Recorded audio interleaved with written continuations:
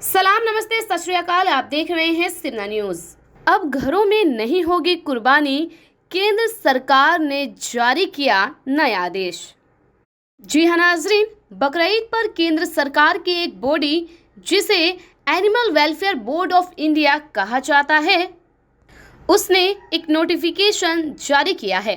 इस नोटिफिकेशन को लेकर ज्यादातर अखबारों ने इस खबर को छापते हुए बकरीद पर बहुत बड़ा केंद्र सरकार का आदेश बता दिया है।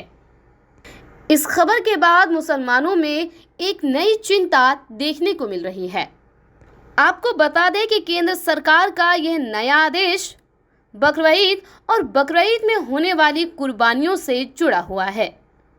कुर्बानी को लेकर इस नोटिफिकेशन में साफ साफ लिखा हुआ है कि कुर्बानी ना तो अब घरों में की जाएगी और ना ही खुले में की जाएगी। हालांकि खुले में कुर्बानी को लेकर इससे पहले भी कई तरह के आदेश जारी हो चुके हैं, जिस पर मुसलमानों ने बाकायदा अमल भी किया है। लेकिन 2022 में जो नोटिफिकेशन रिलीज किया गया है, उसके मुताबिक साफ तौर पर कह दिया गया है कि अब कुर्बानी घरों में भी नहीं होगी। इसी पूरे मामले को लेकर कुछ पत्रकारों ने केंद्रीय अल्पसंख्यक मंत्री मुख्तार अब्बास नकवी से बातचीत करने की कोशिश की। तब मुख्तार अब्बास नकवी ने कहा था कि ऐसा केंद्र सरकार का कोई आदेश, कोई हुक्म नहीं है। वहीं जब इस पूरे मामले को लेकर animal welfare board of India से बातचीत की गई, तो उन्होंने साफ किया कि हाँ, इस तरह का आदेश केंद्र सरकार की ओर से रिलीज किया गया है। उन्होंने साफ तौर पर कहा कि यह ऑर्डर केंद्र सरकार का है और हम केंद्र सरकार की ही बॉडी हैं, और ये हमारा भी ऑर्डर है कि ना तो खुले में कुर्बानी होगी और ना ही घरों में कुर्बानी दी जा सकेगी, और ये सिर्फ और सिर्फ बकरीद के लिए ऑर्डर पास किया गया है। जी हाँ, यह बात अब पूरी तरह से वाज़ेह हो चुकी है कि केंद्र सरकार ने बकरीद को लेकर इस तरह की नोटिफिकेशन, इस तरह का आदेश जारी किया है, जिसके बाद घरों में कुर्बानी पर रोक लगाई जाएगी।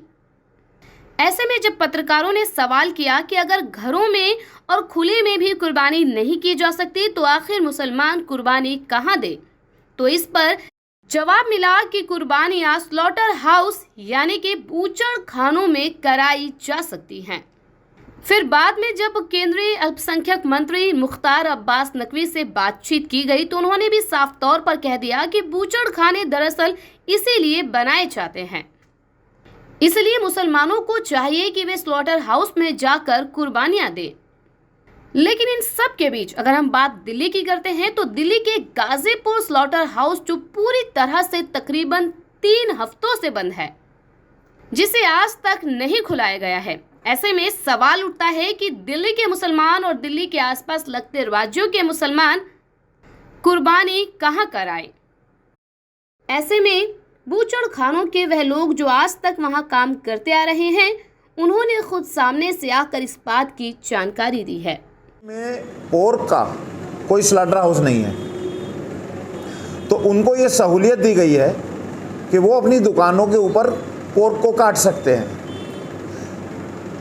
अब जब तक कि हमारा स्लॉटर हाउस बंद है, बकरे का स्लॉटर हाउस, बफेलो का स्लॉटर हाउस बंद है, और ये एमसीडी लॉ में भी है कि कमिश्नर चाहे तो छोटे छोटे स्लॉटर हाउस नियुक्त करे जा सकते हैं। प्राइवेट स्लॉटर हाउस है, तो हमारा कमिश्नर से भी मुतालबा है इस बारे में कि जब तक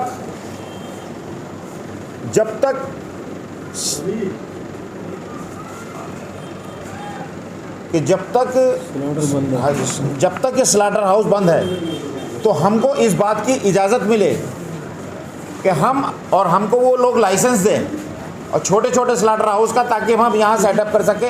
और नाजरीन, तो सुना आपने किस तरह से मोदी सरकार ने अपने एक फरमान में अपना एक नया आदेश मुसलमानों के लिए जारी कर दिया है, जिसके बाद अब मुसलमानों के लिए केंद्र सरकार का ये नया फरमान सर का दर्द बन चुका है।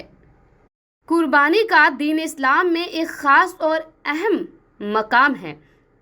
लेकिन हर बार की तरह इस बार भी मोदी सरकार ने मुसलमानों पर अपना फैसला जबरन थोपने का हुक्म आदेश जारी कर दिया है। आप मोदी सरकार के इस एक नए आदेश को किस तरह से देखते हैं, हमें कमेंट कर जरूर बताएं।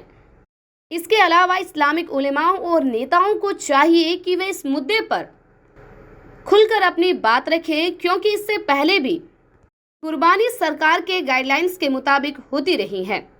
घरों में कुर्बानी करने के बावजूद भी कुर्बान हुए जानवर के किसी भी हिस्से को खुले तौर पर फेंका नहीं गया है।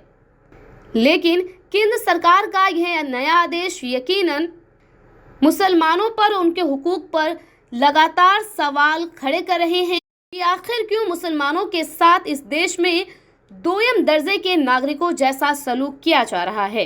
क्यों सरकार आए दिन गाइडलाइंस के नाम पर मुसलमानों के हुकूक को खत्म करती जा रही है। इस पूरी खबर पर आपकी क्या राय है, हमें कमेंट कर जरूर बताएं। वीडियो को लाइक करें और ज्यादा से ज्यादा शेयर करें। खुदा हाफिज।